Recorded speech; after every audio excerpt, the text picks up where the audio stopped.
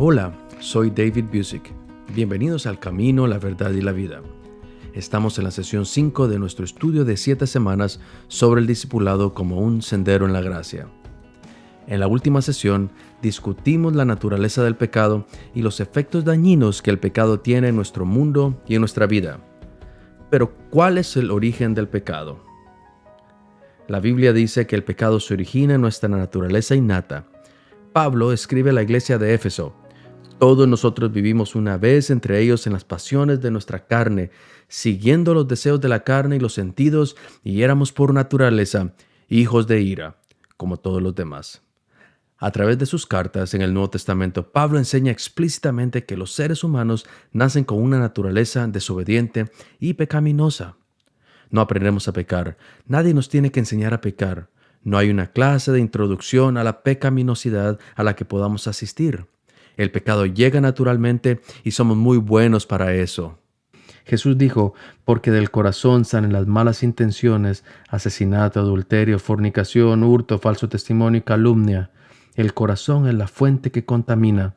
El pecado proviene del corazón de las personas. Uno ve a un niño que apenas puede caminar. ¿Por qué actúan de la forma en que lo hacen? ¿Por qué son egoístas? ¿Por qué hacen berrinches cuando no se salen con la suya? Un niño no es pecador debido a su educación. ¿No han vivido lo suficiente para haber sido influenciados de esa manera por sus mayores? Un niño es pecador porque el pecado viene del corazón, es innato. No hay necesidad de enseñarles a ser egoístas, lo hacen de forma natural. El pecado exterior es una expresión de lo que ya está dentro de una persona. David confesó esto: he aquí en maldad he sido formado, y en pecado me concibió mi madre. Podemos decir que es el hecho empírico del pecado original.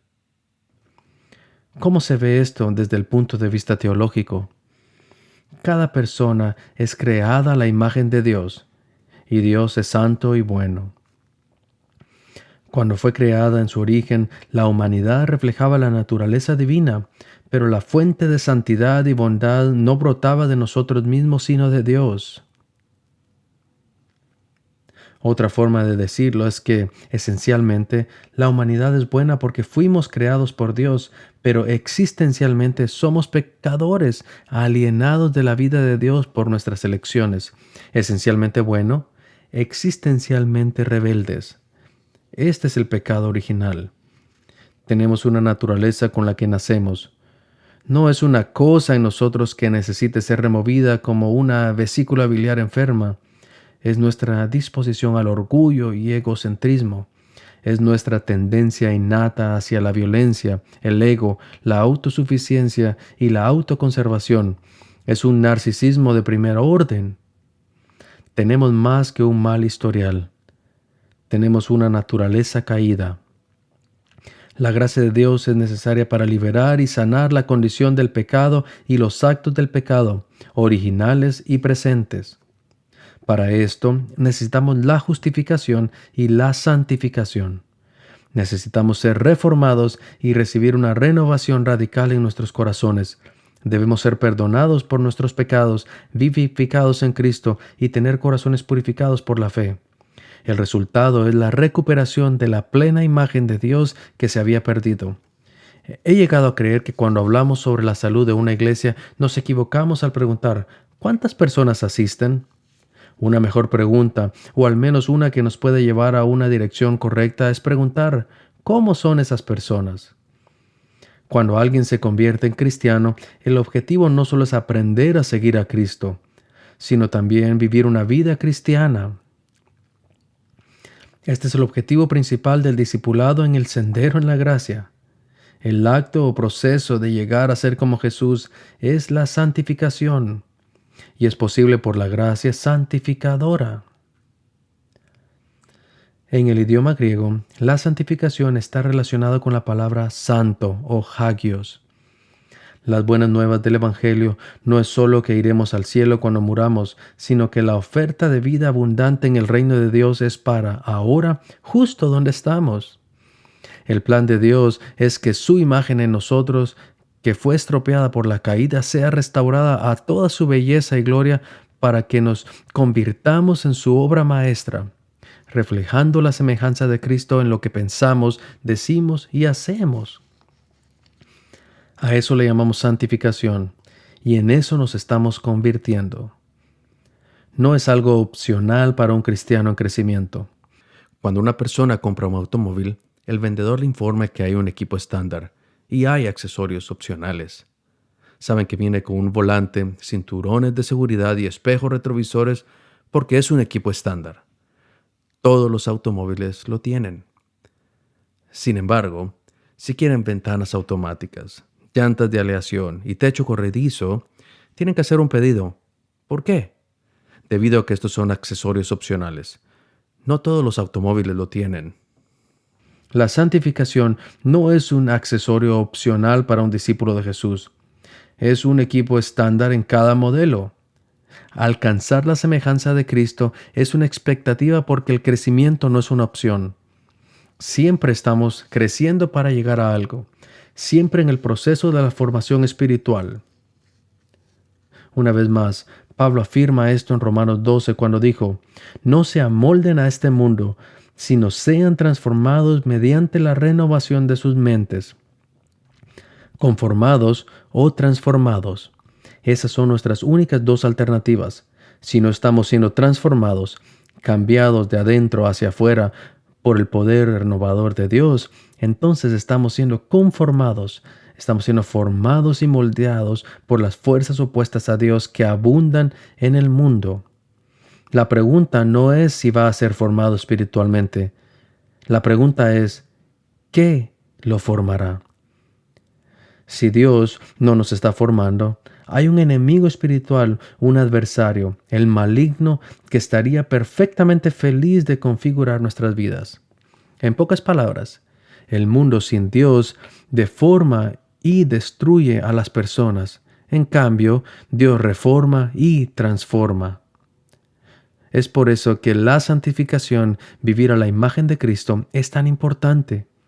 Entonces, ¿cómo ocurre el discipulado? ¿Comenzamos a crecer automáticamente en nuestra vida espiritual después de la salvación? Cuando alguien se convierte en cristiano, ¿existe un cambio inmediato y profundo de hábitos, actitudes y transformación del carácter? ¿Los cristianos crecen solo con el pasar del tiempo y solo con la fuerza de voluntad?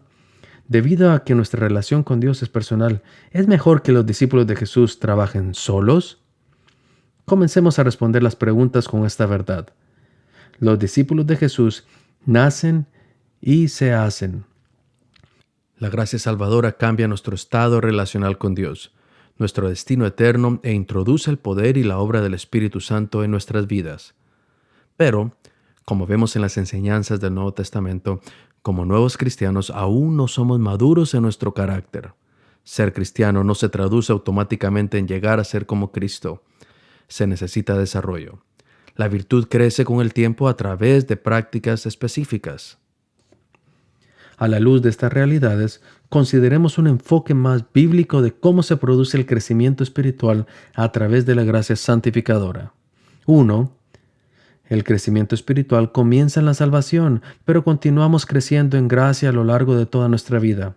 Hay una diferencia entre la santificación y la entera santificación. El debate siempre pareciera ser si la santificación es instantánea o gradual. ¿Hay un momento de crisis o es un proceso? La respuesta es ambos.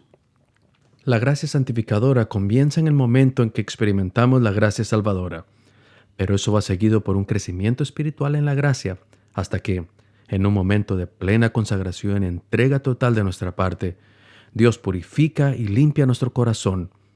Esta es una experiencia a la que se conoce como la entera santificación.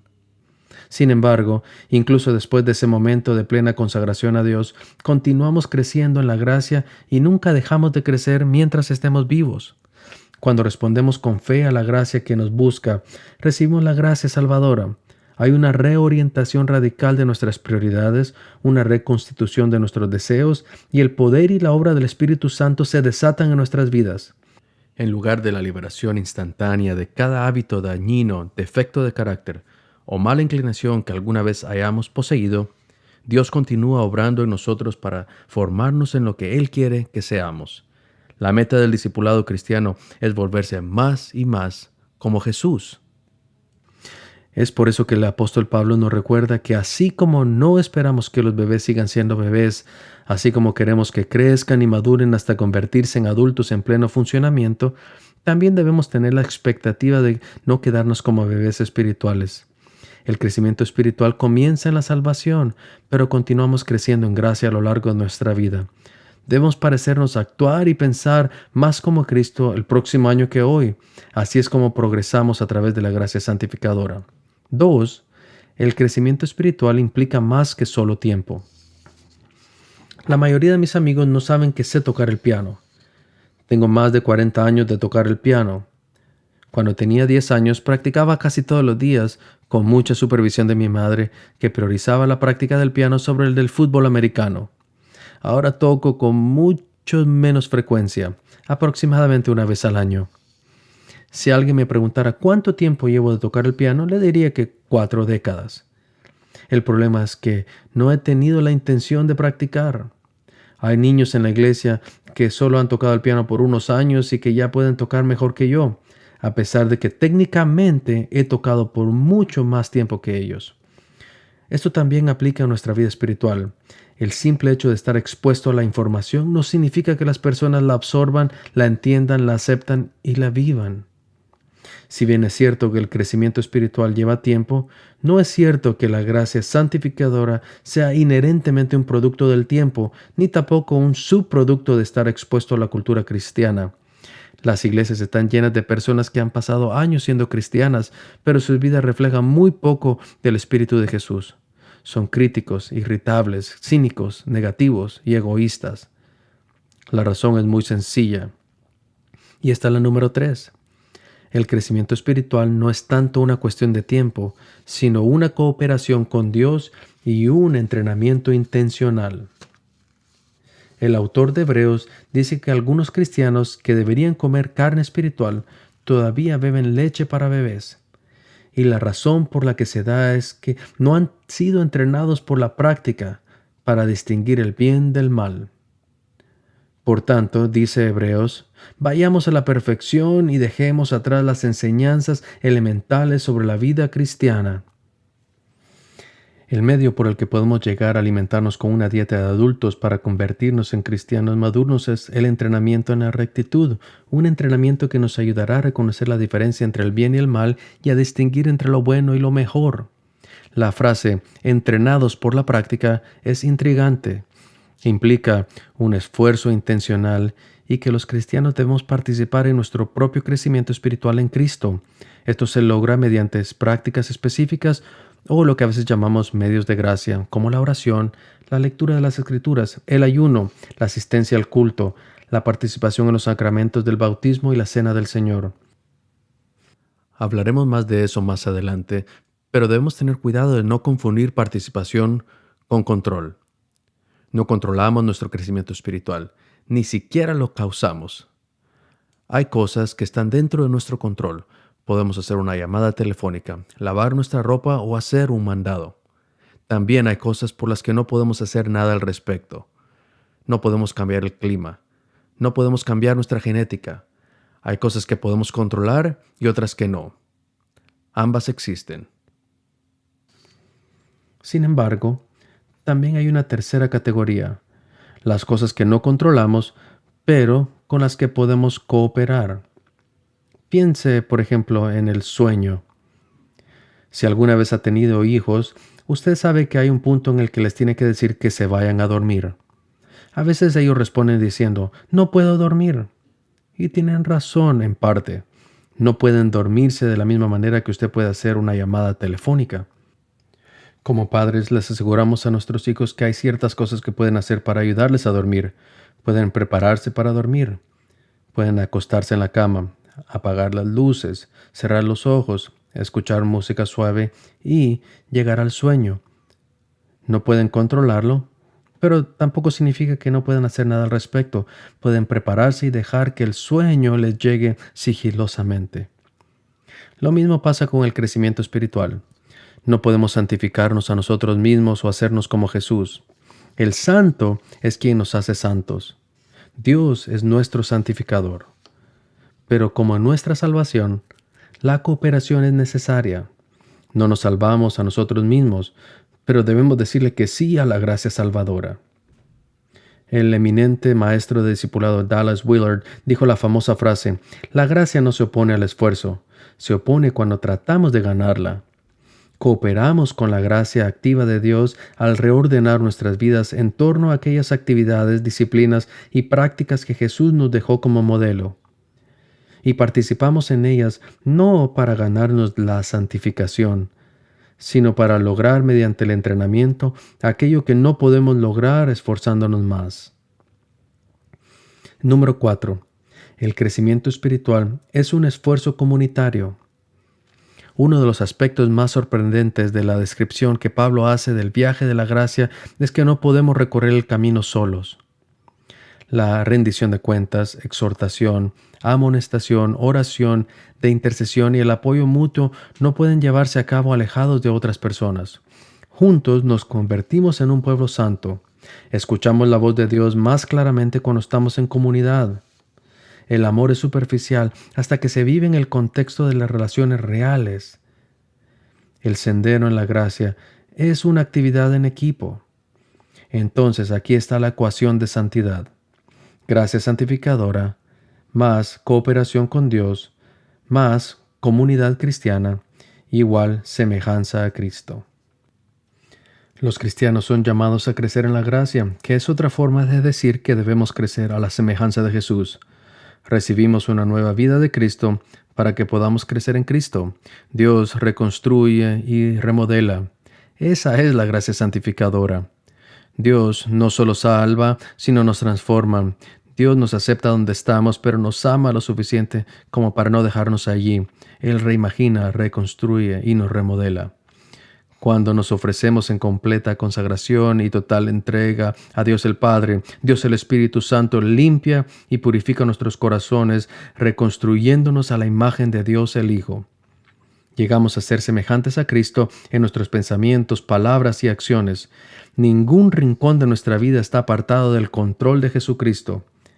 Quitamos nuestras manos del volante y dejamos que Jesús tome las decisiones y que Él dé las órdenes. Decimos: "Has sido mi Salvador, salvación. Ahora doblo mis rodillas y te hago mi Señor, santificación". Somos apartados para un propósito sagrado y el amor perfecto de Dios comienza a fluir a través de nosotros. Comenzamos a amar a Dios verdaderamente con todo nuestro corazón, mente y fuerza, y a nuestro prójimo como a nosotros mismos. Esa es la gracia santificadora. Acompáñenos en la próxima sesión para descubrir más sobre el próximo aspecto del sendero en la gracia sustentadora.